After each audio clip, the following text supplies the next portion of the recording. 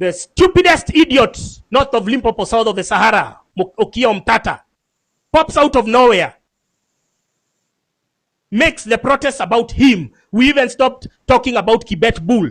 So on, if I'm not wrong, July 16th, that's when the DCI first arrested journalist Macharia Gaido. He was driving from his home in Kerarapon, Karen, driving into town. When he got somewhere, they started trailing him, and then he drove into the police station, and then they abducted him right inside the police station. Luckily, his son was there taking the footage. It was circulated, and immediately, the police were able to say or to clarify that they were not looking for Macharia Gaido. They were looking for Francis Gaido because of a tweet I'd made. What was the tweet about? I was just poking holes into the explanation that had been given by the DCI about the bodies which had been found in Kware, dismembered bodies which had been wrapped in, carefully wrapped in the same model, using the same material, using the same kind of like kamba, using the same kambas. So I was just saying that this is odd. This is oddly suspicious. How can there be such uniformity and you say you don't know? While at the same time, we've been talking about the missing persons.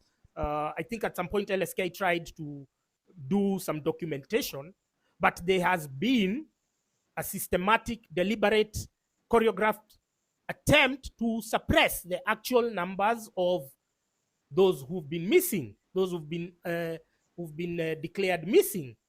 And so the numbers, perhaps, which are being bandied around by the media and the Kenya National Human Rights Commission could not be the actual ones, because we have not even given the relevant agencies the space to pursue the actual tallying. We need to verify how many people have been missing. So most of the family members have also been sold for fear. They are not speaking out. So that's what I was poking holes into. I was like, yo, whatever you're telling us, the character that you're giving us could not have had the whatever, the specialization, could not have had the sophistication to have executed all of that, because it's not easy. Remember, when we were looking about dismembered bodies, there is this journalist, Saudi journalist called Jamal Khashoggi. And Khashoggi had needed, like, I think 8 people